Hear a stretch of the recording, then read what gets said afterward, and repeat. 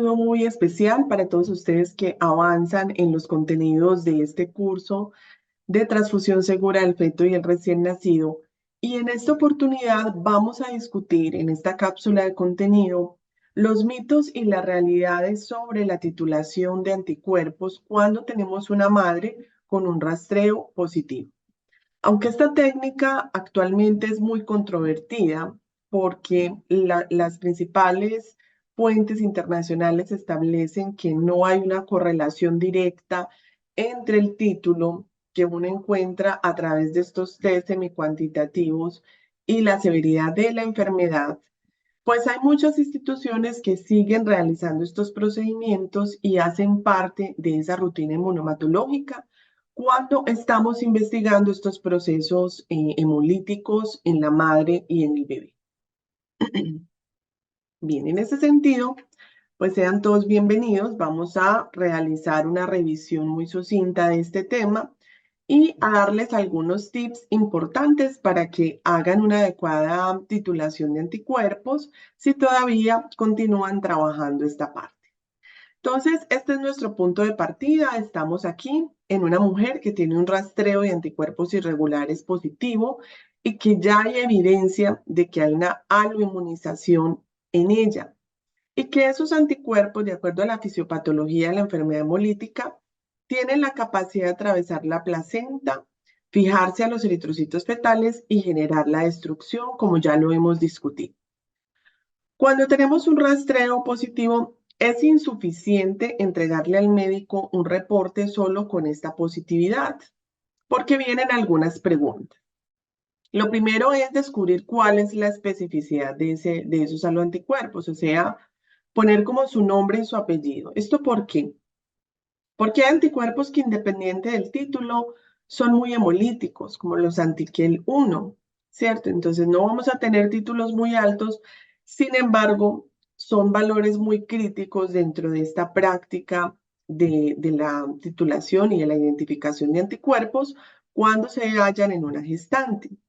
También podemos tener mezclas que hacen sinergia en la presentación de los cuadros clínicos más severos, como una mezcla de un anti-D y un anti-C grande.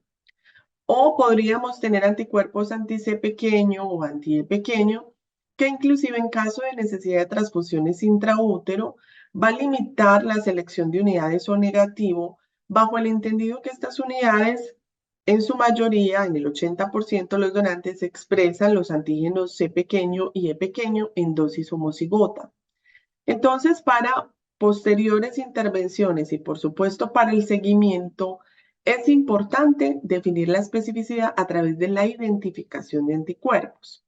También porque de allí yo puedo seleccionar la célula pertinente en su dosis antigénica, que lo vamos a ver más adelante, para hacer este proceso de titulación de anticuerpos. Es importante definir cuando yo vaya a hacer una titulación si mi reporte va a ser en título o va a ser en score. Porque una mujer que empiece una titulación seriada en cada control, si una vez le reportan título, otra vez score, pues el médico va a tener muchas limitaciones para poder hacer un seguimiento correcto. Cuando a una mujer le mandan varias titulaciones de anticuerpos, se pretende mirar ese proceso de cero conversión de los mismos o de alza. Y en ese sentido, junto con Doppler o con algunas variables, establecer el grado de progreso de la enfermedad y sufrimiento fetal. La edad gestacional también es importante cuando yo tengo estos resultados, porque obviamente la mujer, entre más temprano sea encontrado este proceso de aloinmunización, pues más seguimiento va a requerir durante el embarazo. También la cigosidad de ese antígeno específico en el padre y la madre como pruebas complementarias para estos procesos de titulación. Y también el riesgo fetal, que este sí no lo va a medir el Doppler, del que vamos a hablar un poquito pues más adelante. Hay una ruta de trabajo según la Asociación Americana de Bancos de Sangre, o la ABB por su cifra en inglés, cuando nosotros tenemos un rastreo positivo, y prácticamente este es el resumen de lo que vamos a hablar en esta presentación. Cuando yo tengo un rastreo positivo, el laboratorio de inmunomatología debe enseguida identificar ese anticuerpo o esos anticuerpos irregulares a través de la técnica de identificación de anticuerpos. Adicionalmente, es importante establecer si el padre específicamente es homocigoto para esos antígenos, lo que quiere decir que hay un 50% de probabilidad de que el bebé exprese esos antígenos y por ende se genere un proceso hemolítico, o si es una expresión heterocigota, ¿cierto? En las que aumenta la probabilidad de que el bebé no exprese el antígeno a pesar de que la madre haya formado el anticuerpo. Entonces, sí, mi sensibilización es pues por anticuerpos anti-C, establecer el estado de cigosidad o heterocigosidad de los antígenos C en el padre, porque eso pues es importante para definir el seguimiento posterior. Y adicionalmente viene la prueba de titulación para establecer un título semicuantitativo, ¿cierto?, de estos anticuerpos y de este modo estrechar el seguimiento inmunomatológico de la gestante hasta llevar el embarazo a término.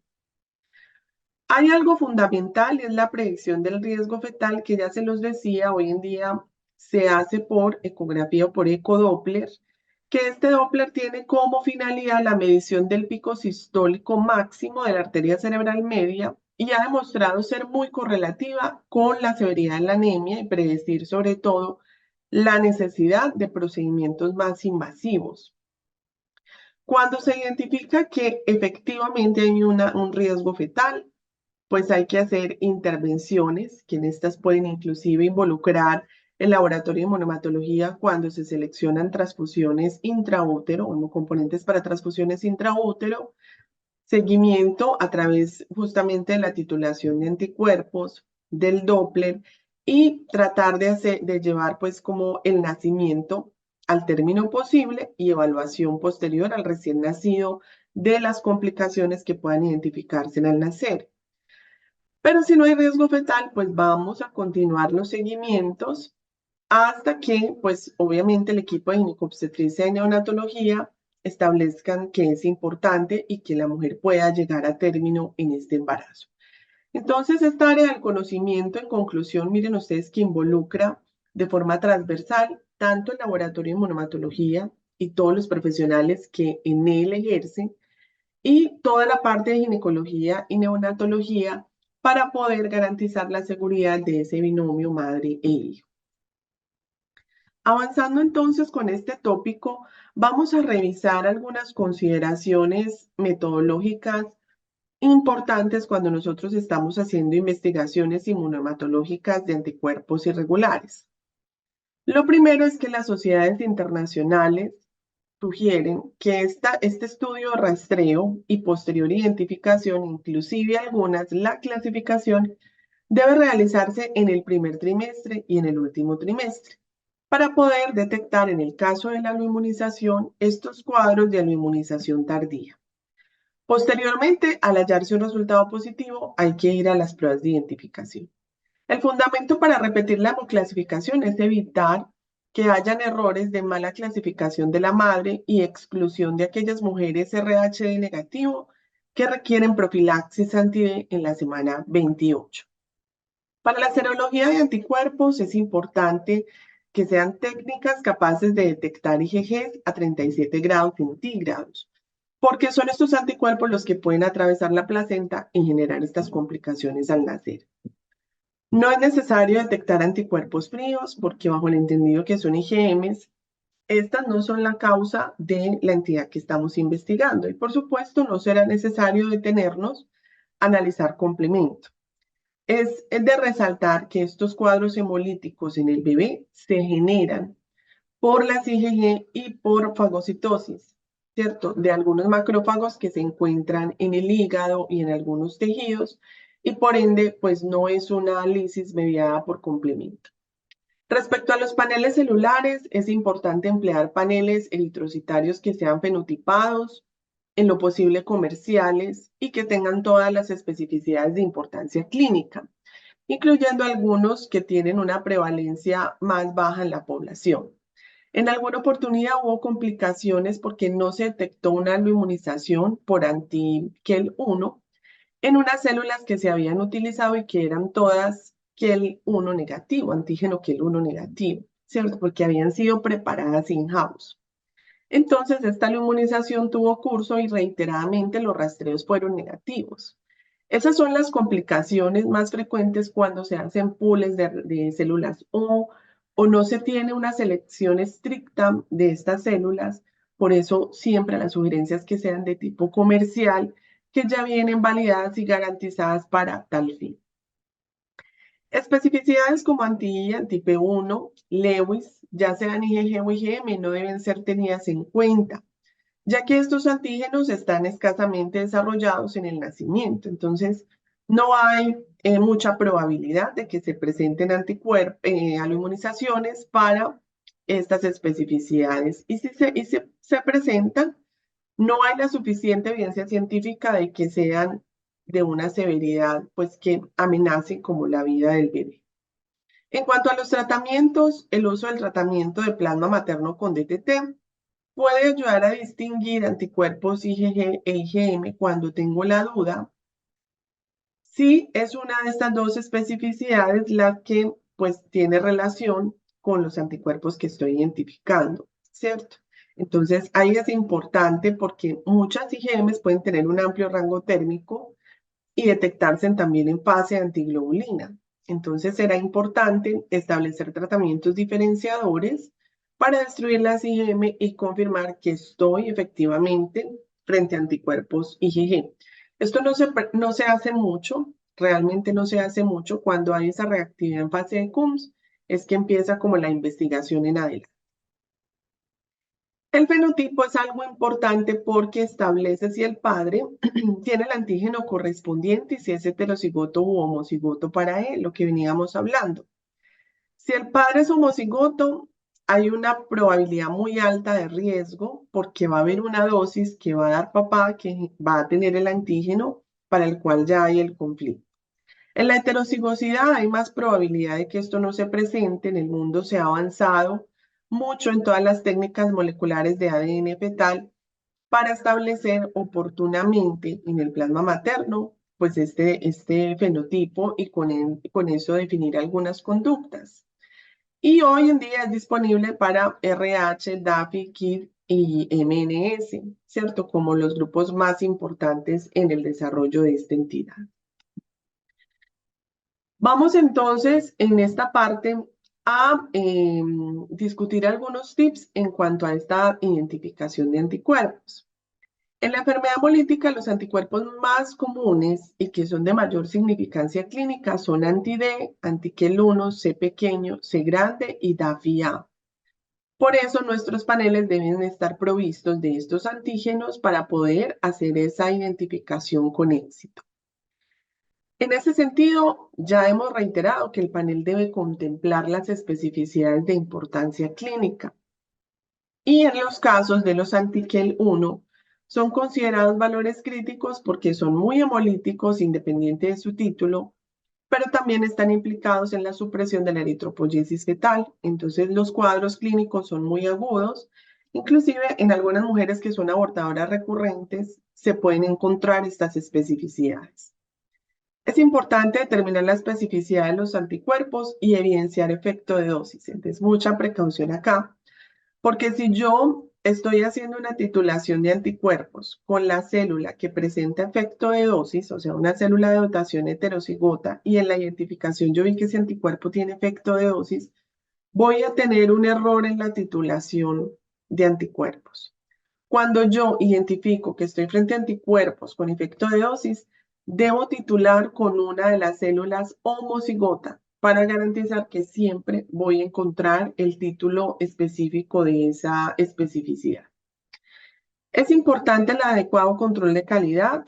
Hay muchas estrategias que se hacen de control dentro de estas pruebas de titulación e inclusive de las identificaciones, y todas parten con un control que tenga un suero con un rastreo conocido.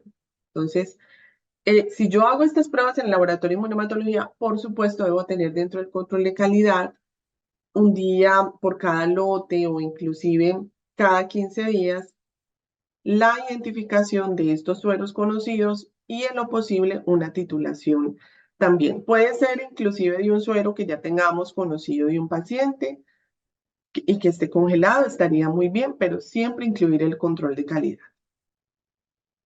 Los autoanticuerpos reactivos en calor rara vez son implicados en enfermedad hemolítica, pero sí pueden generar interferencias analíticas. Entonces, mucha precaución con estas mujeres que tienen procesos autoinmunes, como síndromes antifosfolípidos o están en una etapa ya muy avanzada de eclampsia, ¿cierto? Y se genera además una complicación por autoanticuerpos. Esto deriva de unas investigaciones serológicas posteriores. No hay que invertir esfuerzos en anticuerpos como anti-P1 y anti-Lewis, porque ya decíamos que no están suficientemente expresados al nacer. En la mayoría de los casos podrán haber sus excepciones, pero la indicación es no invertir esfuerzos allí. Y la enfermedad hemolítica por anticuerpos A/B es rara. La naturaleza de esta inmunización suele ser muy benigna. Entonces, prácticamente estos casos se investigan. Cuando hay casos realmente severos, se sospecha porque es una madre O con un bebé de grupo A y B y hay un CUMS positivo. Entonces, en esos casos hacemos una elusión e investigamos si la inmunización corresponde a anticuerpos anti-A o anti-B. Por supuesto, el rastreo en estos casos suele ser negativo, dado que no es un problema por anticuerpos irregulares. La titulación de anticuerpos es un método semicuantitativo para determinar la concentración de los anticuerpos en el plasma de una gestante y monitorear la importancia clínica. Este método que inicialmente pues, ha sido estandarizado y recomendado por la INVB.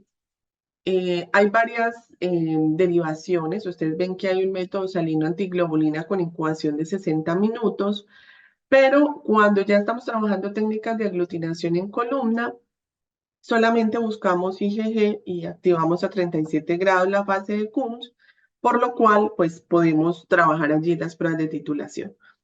Hay que tener en cuenta que cuando yo utilizo microtécnica, pues o estas técnicas de aglutinación en columna, voy a tener títulos más elevados que cuando hago una titulación en tubo, más o menos 2 veces más. Entonces, si yo vengo haciendo un seguimiento de una gestante y hoy me da un título de 512, el siguiente control debe ser en la misma técnica de aglutinación en columna, porque si empiezo a variar la técnica tubo, tarjeta, voy a empezar a tener diferencias significativas en los títulos que estoy reportando. Entonces, debo seguir siempre el camino de la aglutinación en columna o siempre el camino del tubo cuando estoy generando estos reportes, ¿cierto? Y evitar correlaciones dudosas o invasivas para la madre, porque muchas veces, pues entonces ya se van a otros procedimientos más invasivos. La verificación de método debe tener alcance a los criterios clínicos para una correlación que sea correcta en los resultados. Entonces, antes de yo empezar a hacer titulaciones, pues debo tener una verificación de método de esta prueba con algunos sueros conocidos, documentarla y compartir con mi equipo de trabajo los resultados. Los anticuerpos, y esta es una ilustración que hemos nuevamente, digamos, adoptado de una charla de la doctora Asunción Pinacho, nos ilustra muy bien toda la parte de la severidad de los anticuerpos o la presentación de la enfermedad hemolítica cuando es severa, moderada o leve. Los anticuerpos implicados en esas presentaciones más severas son anti-D, que el 1, C pequeño, chelano y JSB en los anticuerpos dirigidos contra antígenos públicos. Aquí tenemos ustedes en moderada, que tenemos especificidades como anti-C grande, E pequeño, anti-G, GK, DAFIA, M, S grande y S pequeño, y otros dirigidos contra antígenos públicos. Y en leve, pues las que ustedes pueden evaluar acá. Vamos entonces a hablar del paso a paso de la prueba de titulación. En esta prueba, entonces, lo primero es que vamos a marcar los tubos. Inicialmente marcamos 20. Hay que tener en cuenta evitar errores metodológicos, usar un material limpio, evitar contaminaciones. Y en cuanto al diluente, pues yo puedo usar solución salina en tubo y diluente en técnica de aglutinación en columna. Lo que no puede pasar es que mi compañero use solución salina, otro compañero use diluente, otro PBS, porque las grandes diferencias en la titulación están atribuibles cuando el diluente no está estandarizado y cuando no hay estandarización en la cigosidad de las células. Entonces tengan precaución con esas dos variables que resultan ser fundamentales en las pruebas de titulación. Cuando yo voy a hablar también de otros aspectos importantes, debo tener en cuenta el cambio entre diluciones y homogeneizar muy bien cuanto a las punticas, porque esto puede generar algunos problemas metodológicos. Entonces aquí, por ejemplo, tenemos en la primera imagen los tubos marcados. Empezamos con un tubo. Bueno, a todos les vamos a adicionar un volumen de la solución diluyente que vamos a trabajar, sea salina, sea el diluente de nuestra tecnología. Y vamos a partir del suero que no está diluido, hacer diluciones seriadas, siempre con cambio de punta entre uno y uno, mezclándolo muy bien, ¿cierto? ¿Para qué? Pues para que pueda generarse ese proceso de dilución del plasma. Yo aquí estoy diluyendo el plasma y por ende la concentración de anticuerpos. Y posteriormente viene un paso fundamental y es dispensar las células con las que voy a titular. Si yo tengo un rastreo con células 1 y 2, 1, 2 y 3, y dos de ellas me dan positiva, yo no debo titular con todas las células. Debo escoger, y preferiblemente, por ejemplo, para anti-D, las células R2, R2. Puedo usar también pools de células R1, R2. Puedo tomar células heterocigotas para otros anticuerpos simulando la cigosidad del bebé, porque siempre tiene una dosis de papá y una dosis de mamá en sus antígenos. En fin, pueden haber muchas recomendaciones en los protocolos. Lo importante es que siempre se haga de la misma manera. Entonces, si el laboratorio implementó que sea células homocigotas, siempre debo escoger de las células del rastreo que me están dando positiva, la homocigota para hacer ese proceso de titulación. Y si la mamá vuelve a los 15 días, al mes, debo hacerlo de la misma forma.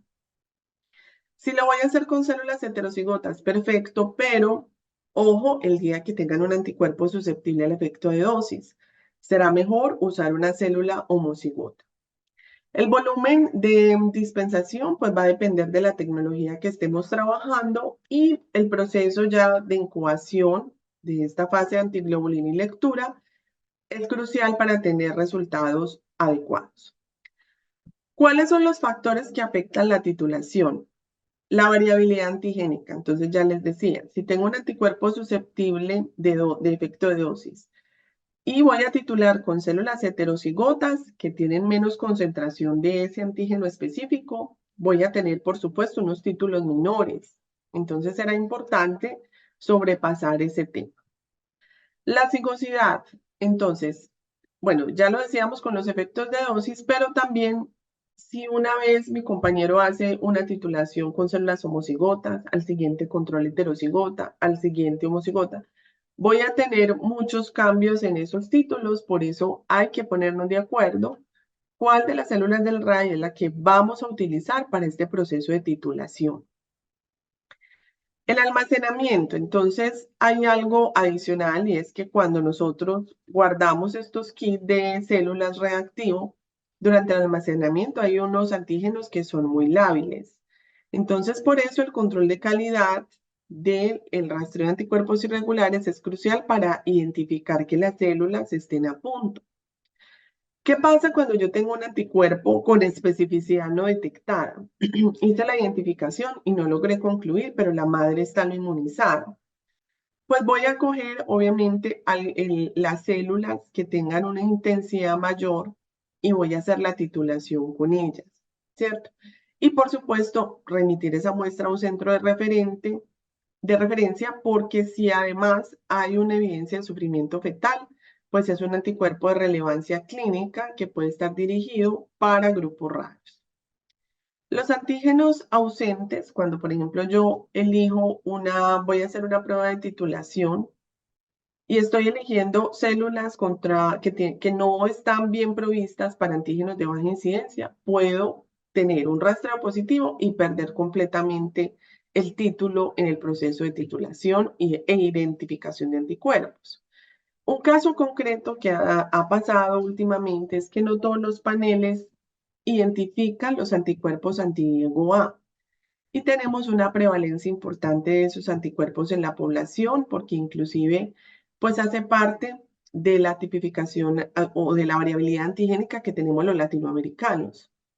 Entonces pueden pasar que tengamos rastreos positivos, identificaciones negativas, titulaciones negativas, porque escogemos estas células en la identificación que no expresan el antígeno Diego A, o inclusive un cuadro de sufrimiento fetal y el rastreo también negativo. Nos venimos a dar cuenta de la incompatibilidad, ya investigando el recién nacido, con la incompatibilidad frente a los glóbulos paternos. Entonces, esto también es importante porque, digamos que estos no son algoritmos matemáticos que den siempre un resultado exacto y tenemos que estar abiertos a todas las posibilidades. Si tenemos anticuerpos múltiples, pues tenemos que hacer identificación para ambos y titular ambas especificidades. Entonces, hay que tener esto también presente.